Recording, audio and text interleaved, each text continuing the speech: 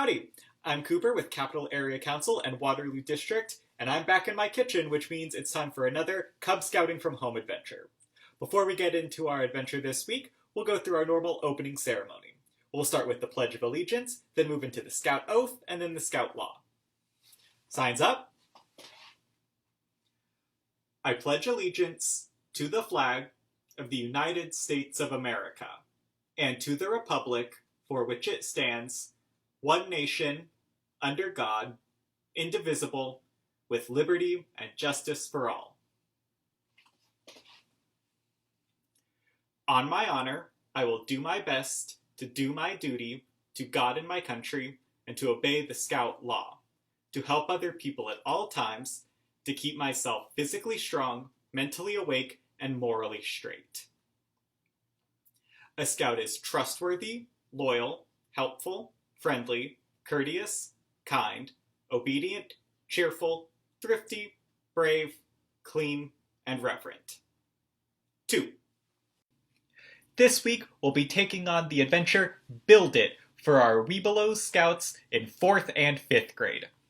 There are 4 requirements for this adventure, and just as always, we'll be going down the line to tell you what you need to do for each one. Requirement 1 says to learn about some basic tools and their proper use. So, here with me, I have my personal toolkit back again. If you remember, we went through some of these tools last week for Fix It, and today we're going to go through some old classics as well as some other tools in here that I may not have shown off last time. So, of course, one of the most classic tools that you'll probably be using a lot for this assignment is a hammer. Just a regular classic hammer. The front end here, of course, helps hammer in the nails, while the back end will help you pull them out. You simply get the nail, fit it in between the 2 little prongs here, and then pull back. So, proper use is, of course, make sure you're only hammering what needs to be hammered. Don't swing too wildly, because it's really easy to accidentally bang your finger, and just be very careful. The higher up, closer to the hammer's head that you're holding, the easier it's going to be to help control your swing. Now, of course, we have our screwdrivers, like last time. This one is a flat head, so a lot of screws will have just one line across the top of them, and you'll use a flathead screwdriver like this one to be able to tighten or loosen them. And our other one here, the Phillips head. It has a little cross-looking head. So any screws that need a Phillips head screwdriver will have this same little cross pattern on the top of them. For example, here I have some cabinet screws. So I use these if I need to, replace the little hinge on a cabinet. Just like any other screw, they help, you get the screwdriver and helps drive it into the wood. And that's going to make it stay nice and tight, maybe even a little tighter than nails, since they have that extra little winding around them that really helps them grip.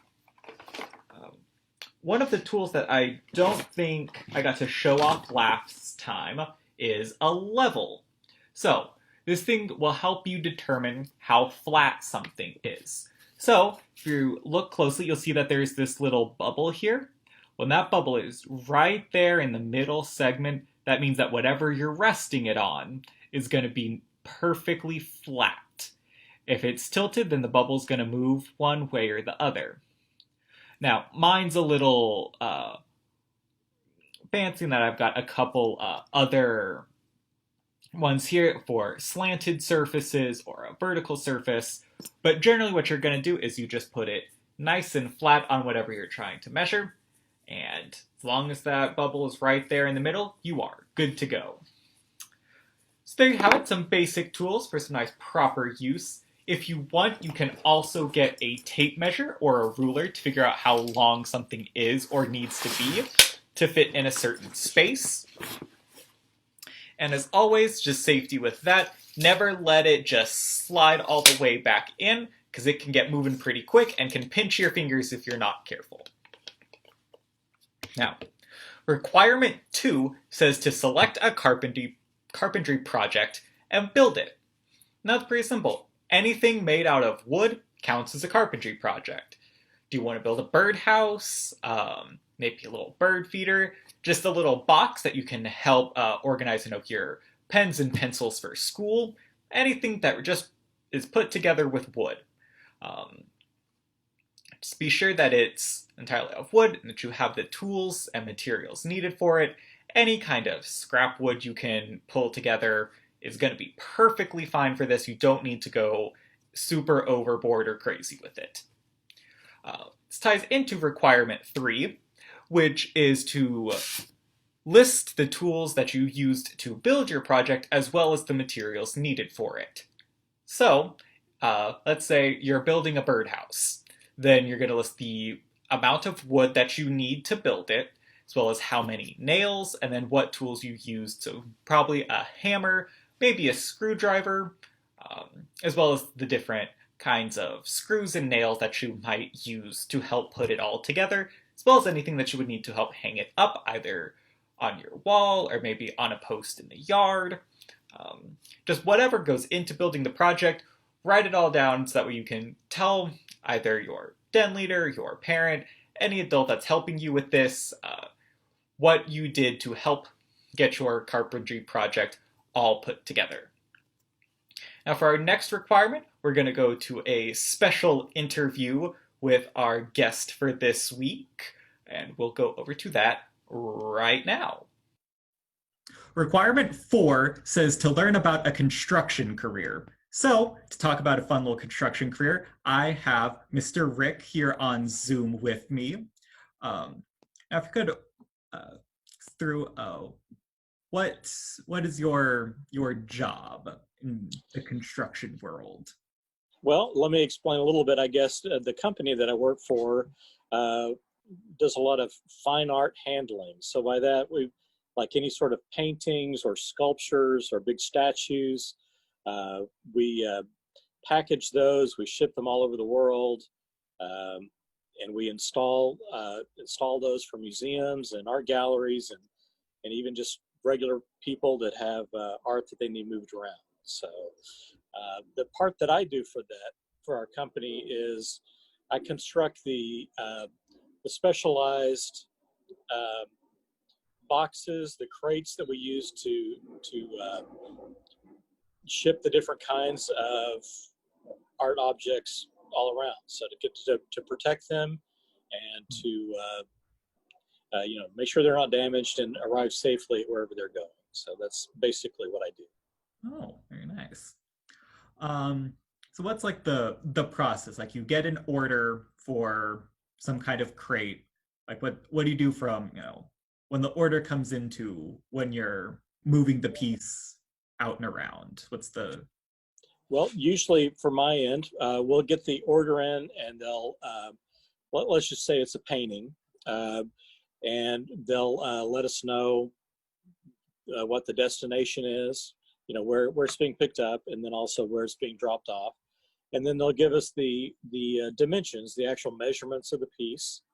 So we know, all the different sizes of it, and then also what kind of material it's made out of, because that makes a difference as to the different kinds of materials we can use to build the crate.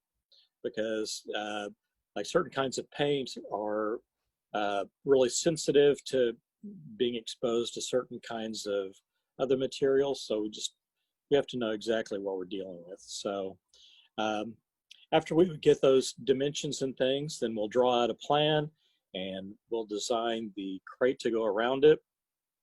We have certain standards that we normally keep, and we'll design that crate and discuss it with the art handling people that have actually seen the piece, just to make sure that we are considering everything that we need to.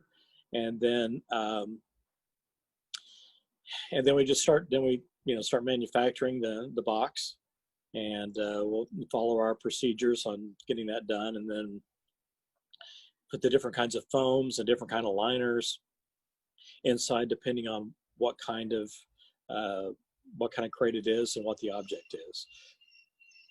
And then once we get all that completed, and that may take several days or a week or more, depending on how complicated it is and how large it is, Um, then we'll pack it on to our associates who actually do the packing of the art piece and then send it on its way. So that's the basic process. So you mentioned the foam and uh, rubber in the crate. That kind of leads to my next question of what do you typically make these crates out of?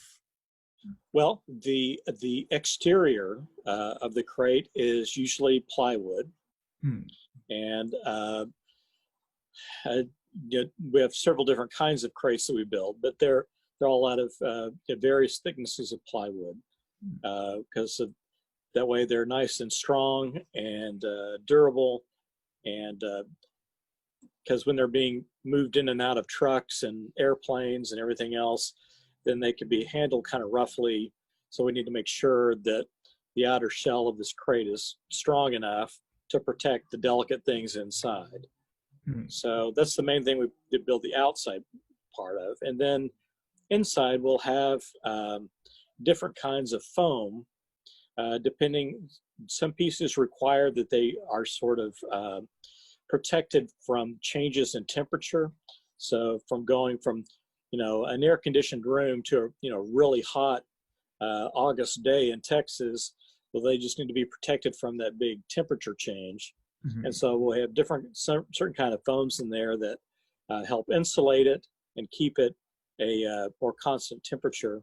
And then we have other foams that we use that are more direct contact with the piece, that are to make sure that they don't react or harm the piece in any way. And we have all kinds of liners to keep it from any sort of smells or gases or anything else that might damage the piece, that it seals all that out too. So really kind of depends exactly what we're shipping out, but it's really, a dozen different materials we can use depending on the situation. So. Oh, neat. Well, some of our earlier requirements talk about tools and what kind of tools you use to build different things. So I guess what are the most common tools that you use to help build these different crates? Well, our most common tools is a table saw, Mm-hmm. and then a crosscut saw. Those are our main shaping things, I guess. And then for actual assembly, we use a lot of screws. Mm-hmm. And so we'll use drills and things like that for screws.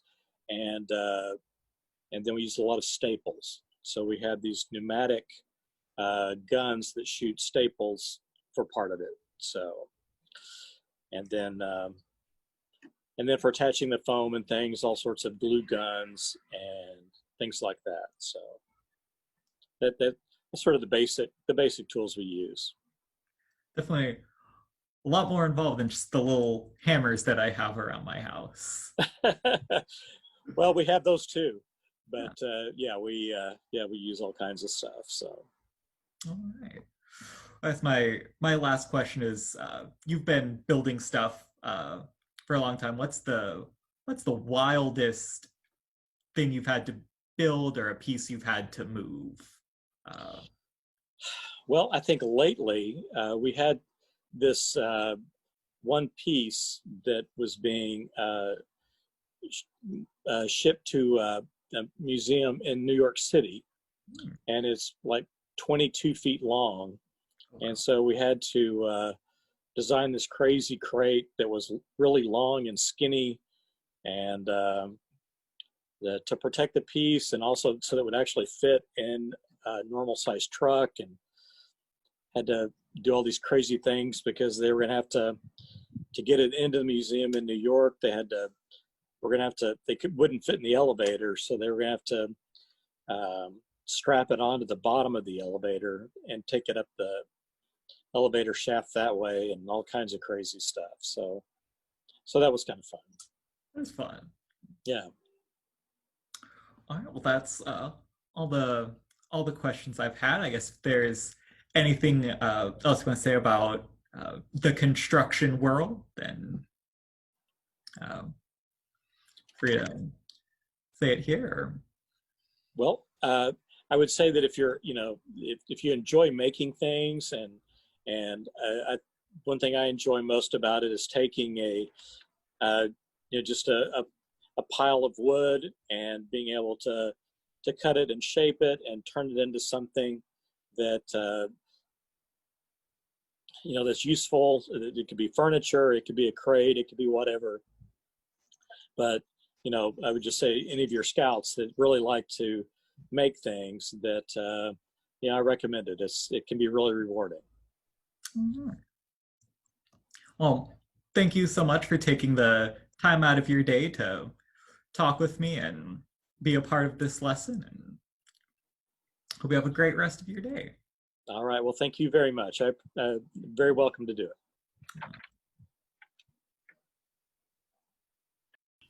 And there you have it. You have finished all 4 requirements for Build It. One last time, a special thank you to Mr. Rick for agreeing to be interviewed for this video. Now, as you finish your projects, be sure to share them either in the comments under this video or on our district Facebook page up above. This is our last Scouting from Home adventure for the semester, so I would just like to personally say thank you for following along with me every week, and for being a part of scouting here in this wonky time that we're in right now. But it's been a lot of fun. I've had a lot of fun making these videos and helping you all get to the next rank in your scouting adventure. As we move into the summer, be sure to check out our website up above, where you'll have details about the summer camps we're offering, and I'll be able to post more information on that here in just a little bit, so you can keep scouting all through the summer and into next year. For the last time for now, this is Cub Master Cooper signing off and saying, be sure to do your best.